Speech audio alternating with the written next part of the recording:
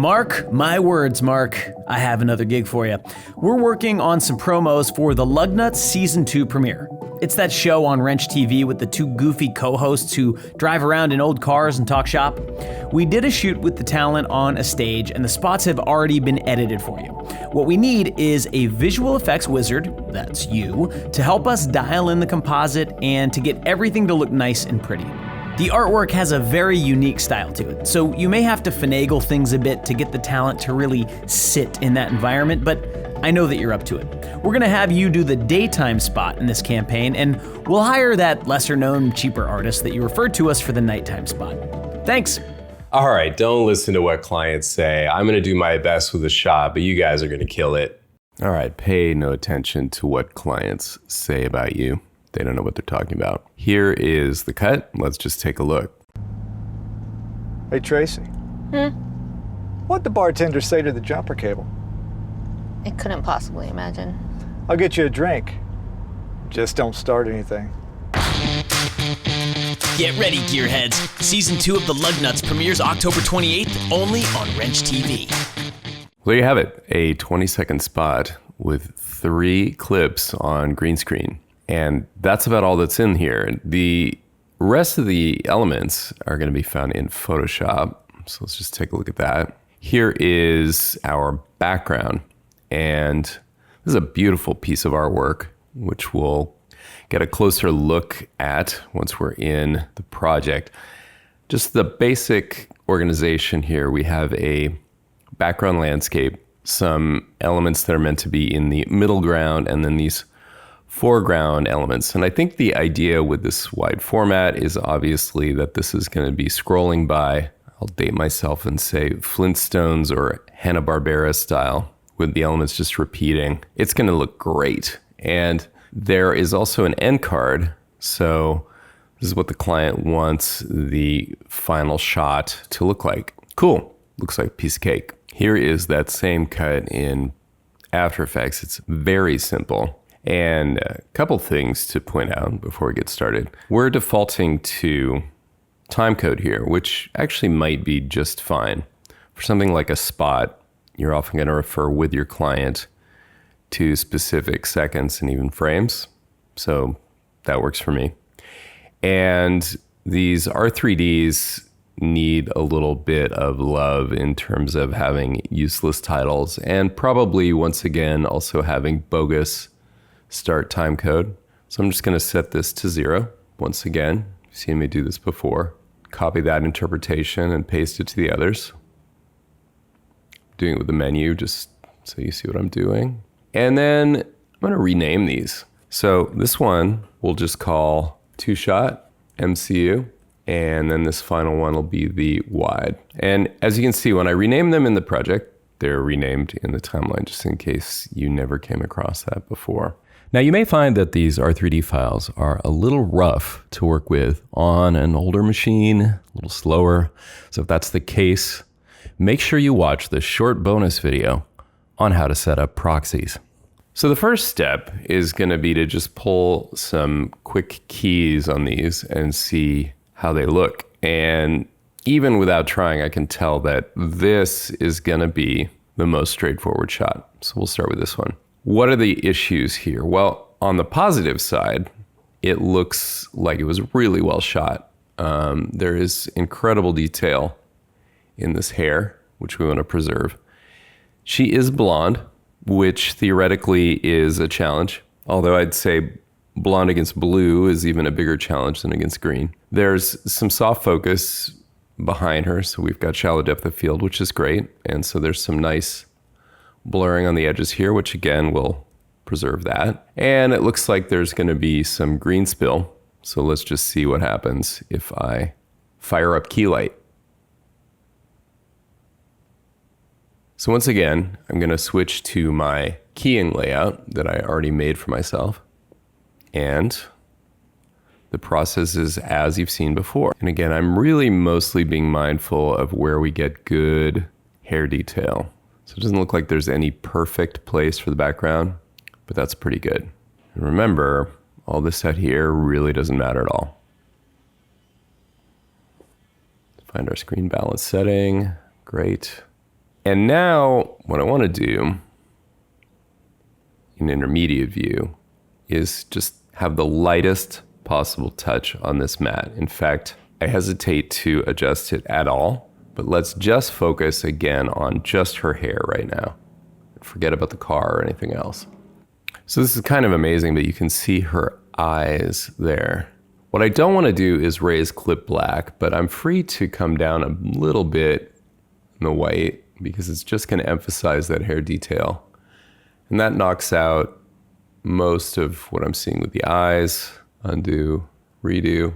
So I'm inclined to make no adjustment whatsoever. So let's just leave it right at clip black and clip white, which honestly is us living in a completely ideal world. So that is the beauty of well-shot footage. Now, having done that, there's a couple other things we do need to do. So looking at the mat, I'm going to go ahead and just select just the talent. And let's hit a little preview here. So let's see if she's going outside my mask and evaluate the mat.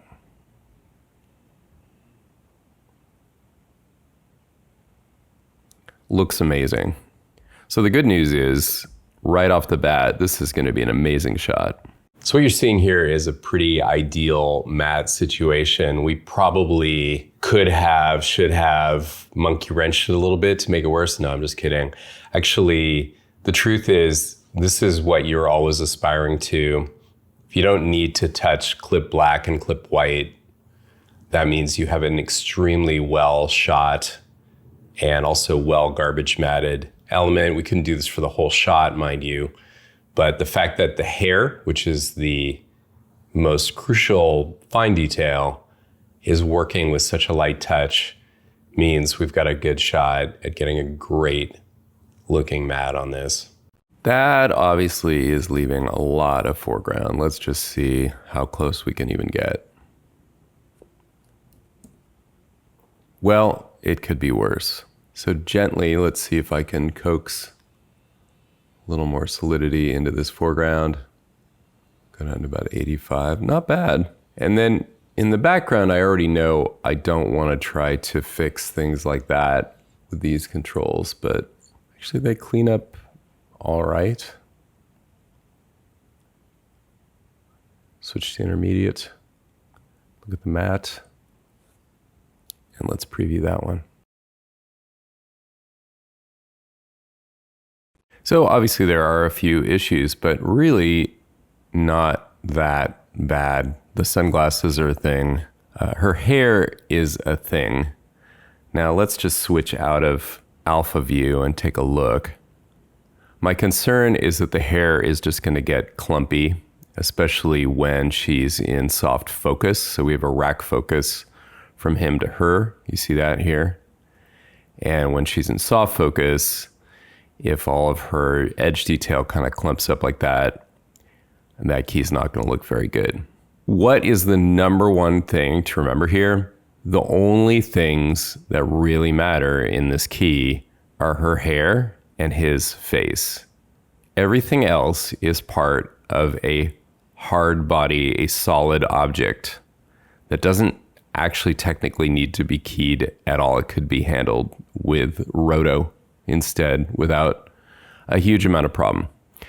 I'm not saying we have to go there, but if the spill were a lot worse, let's say the entire interior of the car had green spill, which I've seen before, then I would immediately just focus on those two areas I was talking about and handle everything by breaking it apart into masked areas. So we'll see how that goes. As for this end shot, I can tell you right off the bat, this is a completely different deal. But let's go ahead and just get a key off of it anyway. Just to see what's going on. Now, where do I even select my background color?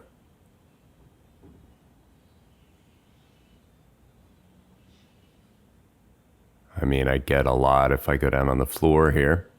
We'll just start with that.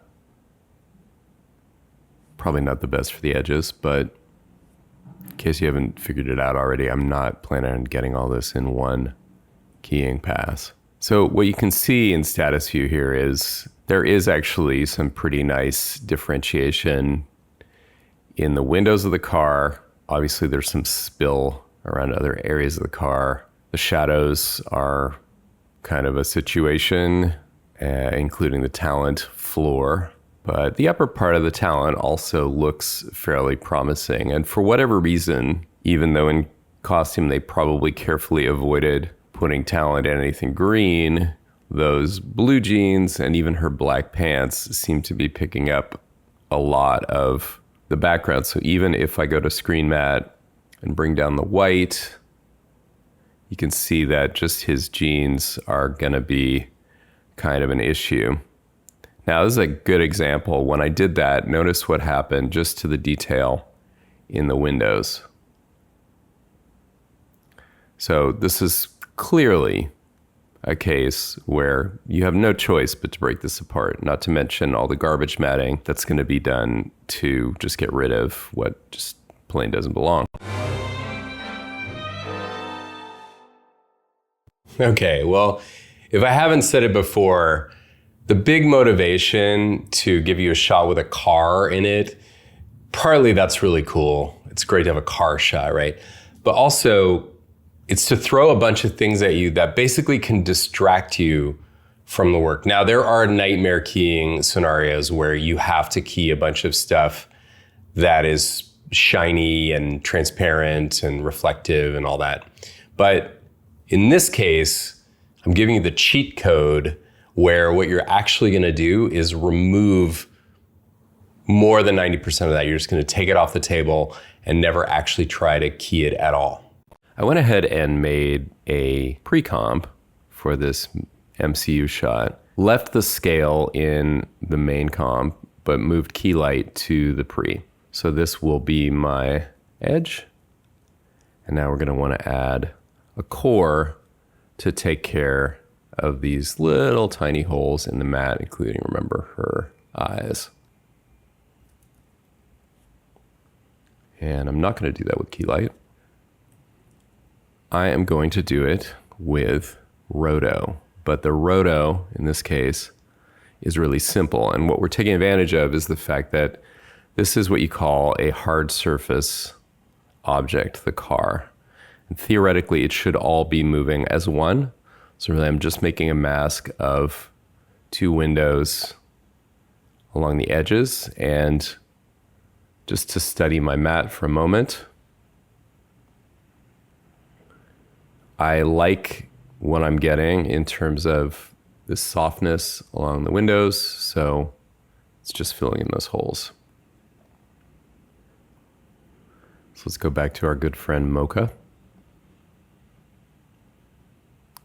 And I'll just start from the beginning. Now, where to track? So I'm just gonna make a track that's gonna apply to the entire scene. Let's see how much she's moving, just her hair and so on. So this kind of motion is gonna confuse Mocha because it's very literal about what's inside any mask you draw. So instead, I'm gonna just make my mask down here, outside of kind of where that's happening. And we'll call this track. And let's see what happens. Well, it looks like there were some issues there. So to know for sure, let me go ahead and just disable and turn off that mask. And let's make my core matte. I'll zoom out just a hint. And this is going to be a loose mask around the foreground, but avoiding all the edges. And yes, I'm even going to go ahead and scoop up the eyes. That sounded gross. I didn't mean literally scoop up the eyes. Make a few extra points in here, like so, down to there. Don't want to go too close to the edge, just get all that green spill down here. And of course, this is all adjustable. We'll start with that. I'm never going to track this, so this is just the matte. And then in its layer properties, I will link it to the track. And let's see how that's working. So it's not working very well. And the reason for that is the interactive lighting. So these lights that are passing across the scene are messing with it. No fear, we just need to give Mocha more data. So turn those back on for the layer. And let's use the ability to add to the original shape with the X plus tool here. And I'll just draw another one back here. Again, avoiding her movement. And then I'll draw a third one. Now I'm concerned about anytime I'm tracking a glare, I don't like doing that. So I'm gonna aim for the upper part of this right here. I still have my X plus tool. Let's see if I can, okay, I need to select it again and the layer again. And I'm just gonna avoid where that glare is. And the reason for that, anytime you're tracking, if you track something that's just purely reflected light, you get into trouble. Now I went inside of the boundaries here, but actually it'd probably be better to go outside. And that might even be the case for these other masks as well. So actually the mindset is hard to get around, that I don't need to stay inside the boundaries just because that's where my mask is going. So I feel like this is going to work a lot better. Let's find out. So I didn't undo my previous track. I'm just overwriting it. It's going to go a bit more slowly this time because it's just tracking more areas. And now let's just turn that off and take a look at what we got.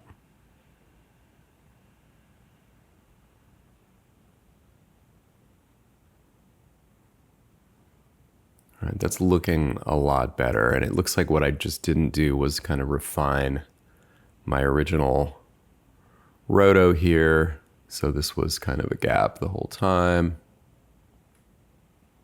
And I can go to the inside of that edge, because again, I like the edge. The issue was with some holes in the matte. So this is not a very delicate matte that I'm dealing with here. Let's make sure this is probably going to be the hardest point right down here, because the reflection goes all the way across and very near the edge. Let's just carefully look at that. Well, it's staying within the bounds everywhere. Her eyes are within this mask up until she turns her head, where it's no longer an issue. I call it good. By closing Mocha, I get the save option, make sure to save, and let's enable that core layer. And then this time I'm going to apply it as a matte. So I don't need to make any masks in this case, because motion blur is not a thing and adjusting the edge is not a thing. Let's see if that works out. Looks like I missed a little bit there. There's a little bit of an issue right there. I'm going to go back to the keyframe, because this is not something I actually am trying to animate. So just to be clear about that, I went back to where my first shape was drawn in order that it not animate this matte. I'm gonna go really close to the edge here. And let's see if that stays in bounds. Yeah. And again, remember the magician's rule, there better not be anybody actually looking down here, or our entire project is probably trash. Okay, so save that. It updated automatically. That looks good. And let's admire our masterwork. Yep, so nitpicking, we are losing a little edge softness there, and I just am not going to let that bother me. So it's looking to me like we have 3 different types of shot in this exercise, or rather in this lesson, and hopefully the exercise will be similar, where there's this shot that really is all about keying finesse. Then there's the prior shot, which is going to be a combo of keying finesse and some grunt work, separating things out. And then we have the final shot that's going to be a lot of grunt work. So I haven't even added the background yet. And rather than do that now, let's suppose we didn't have the background yet. And all we know is that it's kind of bright orange yellow. Well, as you know, in comp settings, I can change the background color. And so I can choose something that is that kind of saturated. I'll go with a brighter color. And I can even do this interactively, so I can look for the color that's really going to show the flaws with my foreground. So there are a couple different ways you can use this. You can choose something that approximates what your actual background is going to be. That's a good way to go. Another way to do it is just choose the thing that is the most opposite of your foreground and your matte color, which we're actually kind of close to that as well. If you look at the color wheel, orange is not the absolute opposite of green. And of course, we all know red is the true color opposite. But I think orange is showing it just as well in terms of certainly where there's green spill. And, well, let's just take a look and see what we see. Okay, well, at this point, let's add a little spill correction and see what that gets us. Go ahead and set this to ultra. And that improved. Notice at standard, there's some dark edges, which even just ultra at the default is doing a better job removing. So that was useful to know. What we've set up here is effectively a worst case scenario. Imagine that the background were actually just a static, very bright background, and you can see that we'd be doing pretty darn well. Even the tiniest little hair details are holding up without any chatter or kind of appearing and disappearing very much at all. Amazing. I hope you like the color orange. Using a contrasting color like this doesn't have to be orange, but it's often something even worse like pink. It helps you really clearly see fine detail that needs adjusting. Stuff that you could probably honestly get away with and not see over the actual background. But especially while you're learning, I really recommend this, and even when you're not, because sometimes you miss something, especially with a detailed background like we have here, and this is a way to ensure against that. We knew about the problem with the sunglasses. Ironically, they look pretty good because they are reflecting green, and so reflecting orange looks just as natural here. Similarly, some other things like the reflection on the back of the seat look fine, right? She doesn't look so hot. Now, having said that, once you've developed a discerning eye for this stuff in particular, you're going to see these kind of keys around. And I'm not just talking that they're the result of key light or After Effects. You'd get the same result working in Nuke, which, remember, key light is a foundry tool, so basically the same keyer. And it's really more a question of how much trouble was taken to get it right. So I maintain the essential areas are around her hair and then his sunglasses, and let's just take a look. His hair looks okay. And other than that, I am dealing with hard surfaces, which even now are holding up remarkably well. Where there are holes, those are going to be a problem. Once there's a moving background, that would really look bad when you see things moving under there. But remember, there are very few holes and they're pretty minor. Once again, I've pre-comped and moved key light into this comp. So just to remind, we have a really good matte, but I'm going to call this one the main matte because we don't actually want to use it for what really counts, which is the talent.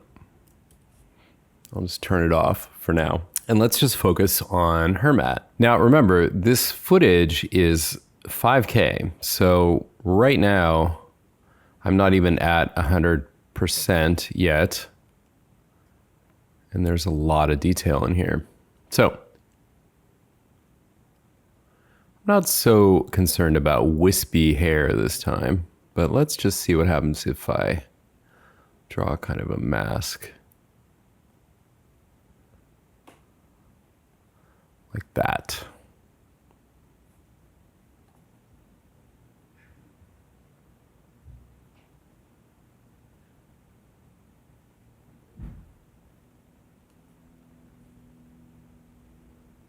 Looks good, and I'm gonna stop when she's in focus and just try to get a good matte for this part.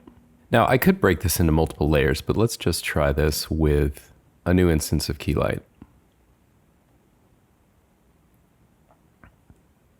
We need an in-between scale.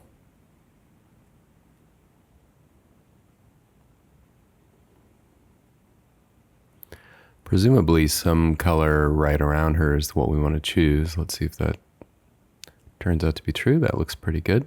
Find our screen balance. Probably the same as in the master shot.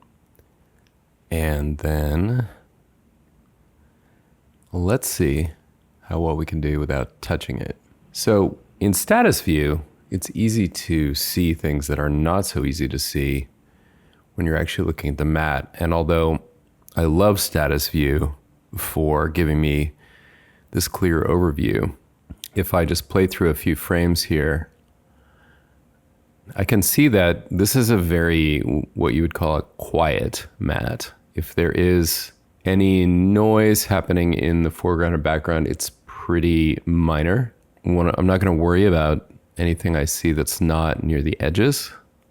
Again, her eyes look like they're showing up, as again is some noise along here. But I'm really just concerned about the edges, and they're looking really good. So at most, let's just go back. One thing you can do in status view, and not with the alpha channel on, is just creep a little bit. So sometimes those little barely opaque pixels will still come back and get you. So I'm just solidifying the background a little bit. I came up to 3 and the foreground a little bit. And again, I'm not going to go very far there either. I'm just looking at that stuff that was going on at the top here. And I think that's really good. Yeah, I think it's really good. So this one's going to be called Key Light Her. And once again, I can go to the effects and just apply that matte. So the key light's only happening, that key light is only happening there. And I should probably rename the mask itself. Okay, and now having done that, let's also look at the main key light. Now I can't subtract a matte with this feature. So in fact, what I could do is invert it separately and make that the main matte. I may want to also break this down further, but for now, let's just go with this.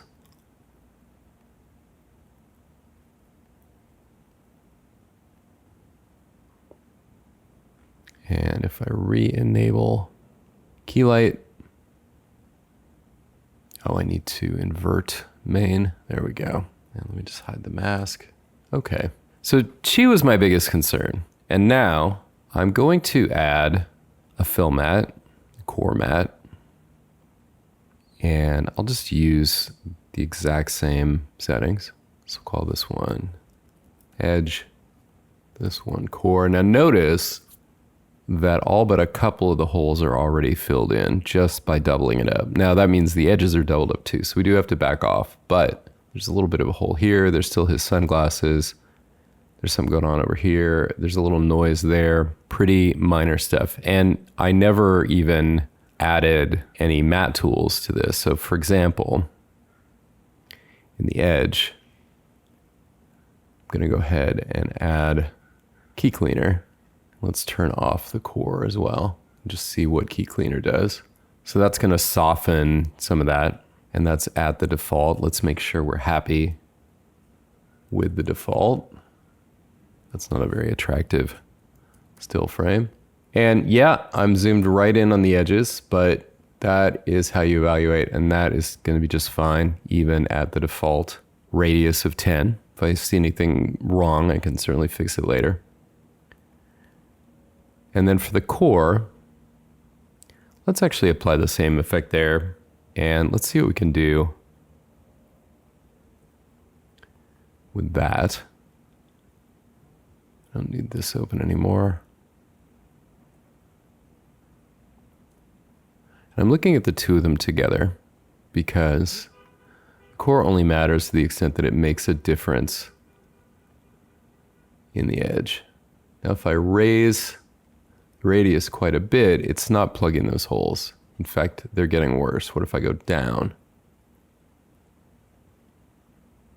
It's about the same. So in fact, the default setting, as is often the case, is pretty good. So now, let's see what happens if I choke the mat. Now, if I just straight up choke it, as we know, the holes like that one will get bigger. These as well, that's getting worse as well. So this is a case where maybe a spread before a choke is going to help. Now, the spread mat is obviously a disaster. The edges are destroyed. So this has to be done with a careful eye to what is actually happening. But you can call this one spread and then duplicate it. Call this one choke. And choke is going to choke quite a lot. And then we're just going to study these edges and see. Okay, that needs to be choked a lot more. And we may also have to hold it out from certain areas where it's not really needed.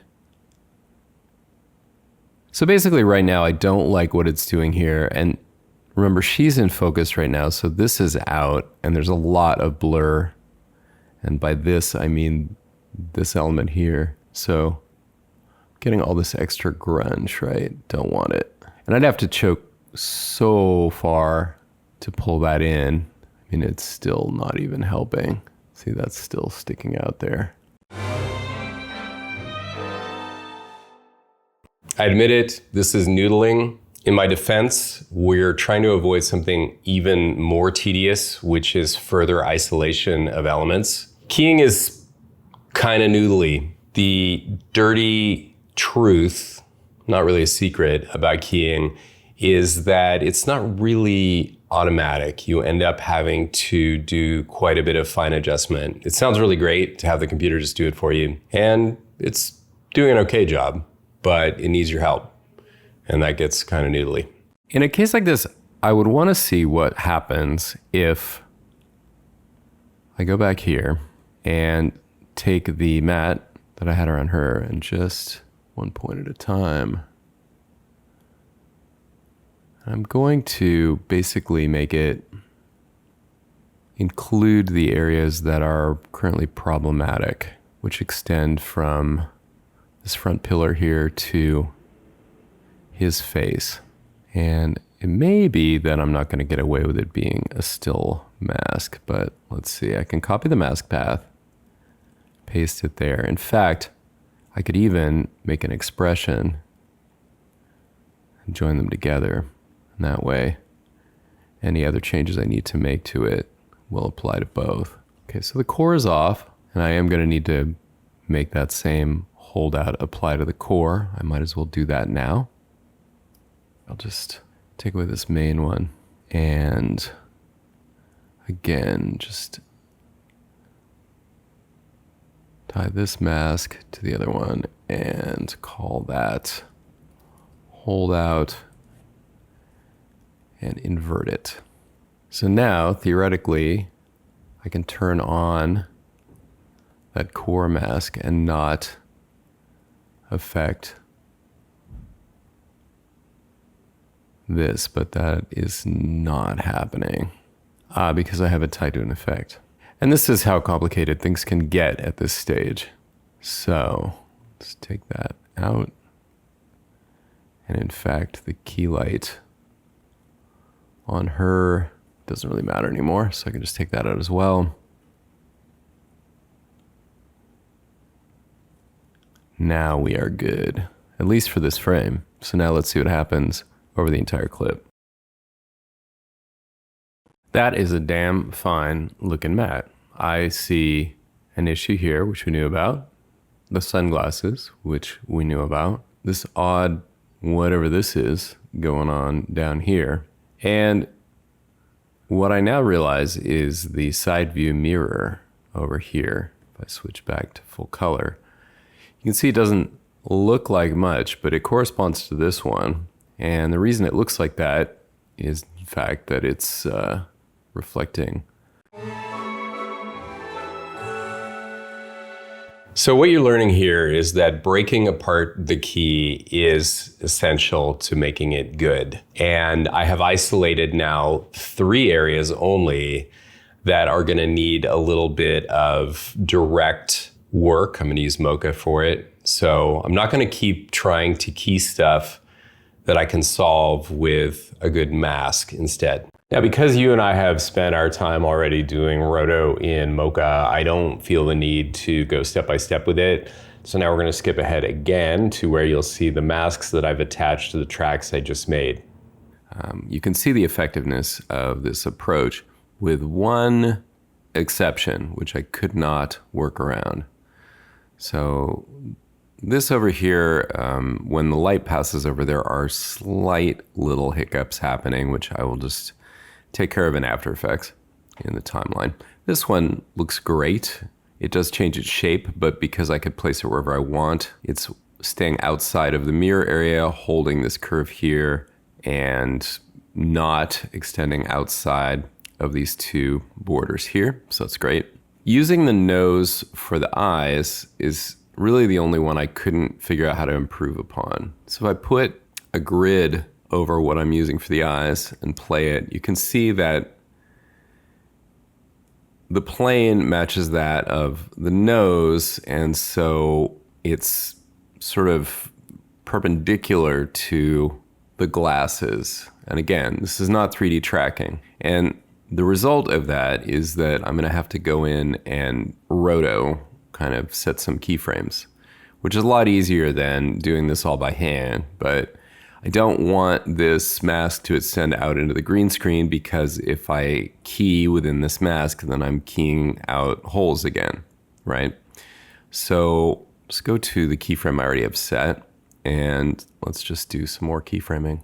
What you're seeing here at high speed is me tracking the nose and then tweaking the mask that's linked to the nose so that it just holds out those reflections in the glasses. Now, because those change from frame to frame, there's no way I can track just them. And the nose is a thing that is very consistent throughout the shot. So I turned off the tracking mats, saved, closed, and in the Mocha effect, applied the matte. And now I've looped up a preview at half res. And a full 4K preview takes, even on a fast machine, like longer than it took me to do all that roto just to review and watch. And this is giving me a good enough idea here.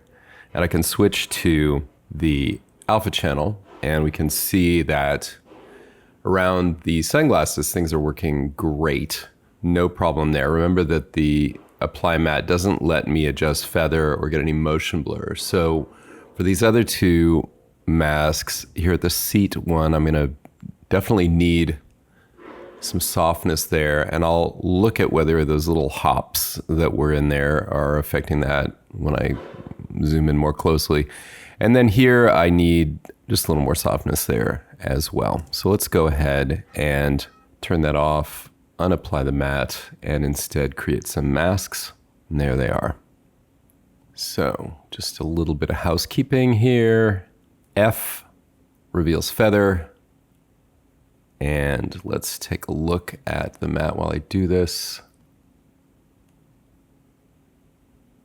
Now, I can't feather to the inside or outside using this control, but what I can do is combine it with matte expansion.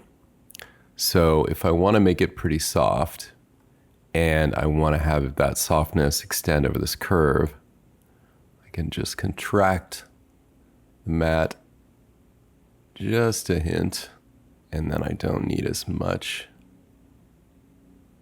feather. Okay, I think that's great. Mostly I just didn't want that one to look completely hard-edged. And similarly, this guy over here really needs to be kind of soft. I'm gonna guess that something like 10, 15 would help to turn off the mask control. So that's before. Yeah, that's looking a lot better, just like that. And again, just to take a look at the sunglasses, it's helpful to look right where they go along the edge there. And I mean, I think it's okay. I could feather it just a touch. Great. Now, incidentally, to take a look at whether this little matte hop is having an effect on the edge here, I'm just gonna hold down the page down key.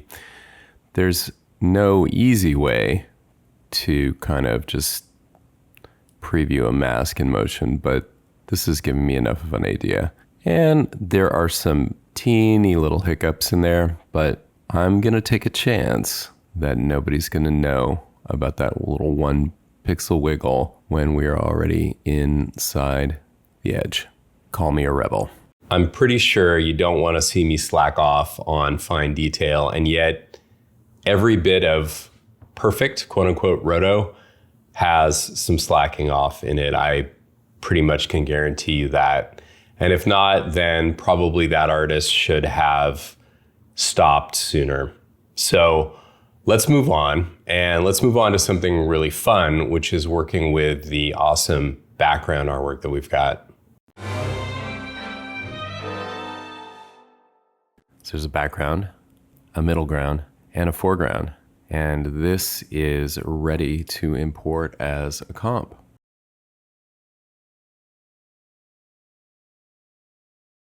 Now notice that I'm just looking at this at half res and I'm getting things timing out here. So it's worth asking, do I actually need these to be compositions, or should I go ahead and commit to the way the layers are laid out? And yes, it has now looped up in the entire timeline because it is just stills, but nonetheless, we're going to be animating these and doing some other stuff with them. So in fact, I think it may be better to convert them. We've just stumbled upon what I feel is one of the best pieces of advice I can give you, which is as you work, notice things that keeping your options open with them is costing you little bits of time, or maybe more than little bits of time. And notice that those add up, and all you have to do is make a decision to commit and then reduce them down to where they work faster without anybody noticing in the final result, and move on. You're never gonna be stuck. You're still working on a computer and you can still change your mind later on, but it will save you a lot of time. Photoshop makes this easy. On any given layer, I just choose Quick Export as PNG, and that'll be perfect. I'll go up one level, call this Lug Nuts Day Layers, copy that, and make it part of the name. And let me just solo the foreground as well. That looks good. On the middle ground, I'm just going to spread things out a little bit more evenly, just because even in those old Hanna-Barbera cartoons, it would kind of bug me when things were clumped together. So let's take the horse, just kind of move him over there. We'll take this tree and move it over here. That looks better. We can take this one and just move it out a little bit more as well. Okay, don't want to be too even. Now we take the whole thing, click in the right place, and those are ready to be imported into After Effects. Now I know what you're thinking, Mark. I don't want to deal with these converted layers. I like just importing the Photoshop document as a comp and not worrying about it. Well, guess what? You can do the same thing with those layers we just created. There they are. And either within this folder or even one level up, I can just select it, choose all acceptable files, and with create composition checked, I get a second dialog. Now I'm going to want a single composition. I'm going to want the size to be made from the background, the largest of those 3 layers. Still duration right now is set in mine to 20. I think it defaults to 2. 20 is fine with me. This is a 20-second long entire spot. I'm not going to add to the render queue, and I'm not going to sequence layers. So if those are checked on, just uncheck them, and boom goes the dynamite. Middle ground is above foreground. We can fix that. And we are ready to move on to the next step. And that is going to be animating these layers for parallax. Now, I noticed this foreground layer is not quite the full width of the comp, and we want it to be because of how I'm going to do this. So I'm going to use the shortcut Command Option Shift H to scale it to the width. G would scale it to height, and I'll move it down a little bit. And let's just start with this foreground layer. So to animate this, oh, and actually, since I'm looking at my project panel, let's also move that into pre-comp. Good. So the way I'm going to do this is with a rather ancient effect. I have it highlighted over here, and it is called motion tile. Now notice, if you can see this, that this is an 8-bit effect. So when I apply it, I'm going to get a little warning icon over there. Well, guess what? It's no big deal. This is some of the most 8-bit art I've ever seen, deliberately so. If you don't know what I mean by that, let's just zoom in here. There are no gradients, which is the main reason you would need 16-bit. Well, I take that back. There are subtle gradients, but it is meant to look very much like old school pixel art, which is great. If motion tile gives you unpredictable render results compared to your previews, you can use the offset effect instead. Motion tile, ancient. Offset, merely old. In any case, none of that do we need to worry about right now. So let's just move on. The way motion tile works is so simple. It's just going to prevent me from needing to do any overscaling of the comp or manual, repeating it, which then chokes After Effects by getting these huge, enormous layers. So it's doing something just dead simple. So I'll set an expression because I'm once again going to use time to animate this. And in here, I'm just going to type plus time times 4,000 for this front layer. And let's just preview that one alone. I'll shift 0 to get a fast working preview of that. We're at half res. And that's the basic idea. One thing I want to make sure of, let's just go all the way to the end here. Now it is stalling out. So one of the limitations of this ancient effect is it does have a limit for the value of 1. And I think it's the equivalent of something like, what would that be? 14 bits? I don't know. But it's right around 64,000. So the thing we didn't do was offset the initial value backwards, which we could easily do. I could give this a negative 60,000 value and then re-enable the expression and done. And even if I go to the end, still moving. Okay, so that is a great starting point. And having done that, before I preview it all together, I would like to do the same for the midground layer, the exact same. In fact, I'll just copy the effect, paste it, EE reveals the expression, and the only difference here is the amount of parallax. So this goes, instead of 4,000, is going to be 2,000. When I commit that, and I have the same issue. This layer is not the correct size, so let's fix it. I need to move the foreground down just a bit. Now, the fine-tuning of how this is all going to work will happen in the actual assembly, but just to kind of get an idea right now,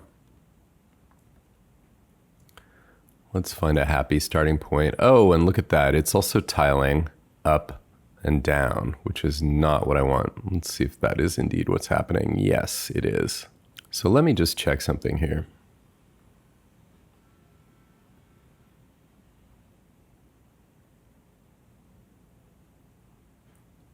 All right, well, for whatever reason on that layer, setting the effect, offset it, let's just check the foreground. And the foreground doesn't have that problem as far as I can tell. Although that looks a little cut off. Let's just make sure. Nope, it's designed that way. I'm gonna double check the artwork, but for now, all I really wanna do is show you the effect of parallax. So I'm just getting an initial kind of comp look that I like, which really doesn't matter because it's all gonna kind of change anyway. And now again, I'm gonna shift 0 on the numerical keypad, and I had this one disabled, so now let's do both. Excellent, and they are facing left, so this is going in the correct direction. We're gonna need a little bit of motion on the background as well. So let's get that one as well. I think I still have it on my pasteboard, yes. And let's just go ahead and make this one half again, and I can adjust this further later if the proportions look off. And I think the problem was that the default should be different given the different sizes of the layers. And so if I had set the effect from scratch, it would have made the default center correct. So that's why I'm having to adjust that. And that is looking pretty sweet. Before I put this into play, the other piece is going to be adding some depth of field. Now, again, when I thought about doing this originally, I was thinking about, well, you know, maybe I should lay all these out in a 3D space and kill myself. No. Instead, what I will do is the foreground actually needs motion blur. That's probably all that needs. That one's going to be the closest to being in focus. Then for the midground, I could use something like, if I look at my blurs, I could use camera lens blur, which is very slow and adds bokeh, which I don't really need if you push it hard, and I'm not pushing it hard. So instead, I'm going to use the poor man's lens blur, which is fast box blur, and I will lower the number of iterations. Let me lower it to 1 and then blur these out a lot. And it's kind of a weird blur, right? But that's kind of the point. Camera blurs don't look like Gaussian blurs. So when you use Gaussian blur to stand in for camera blur, not only is it missing lens artifacts like bokeh, but it's also just not doing the stuff that a lens does. And this somehow is a little bit closer. Let me try 2 iterations. So that makes the effect more powerful, but it's still kind of cruder than a Gaussian. So maybe I'll use the 1 iteration look for the very background and 2 for this one. That's just kind of an arbitrary decision. And I'm just kind of doing the blur radius to taste. I think that will be fine. I can also turn on a little bit of motion blur on there. And then let's do the same for the background.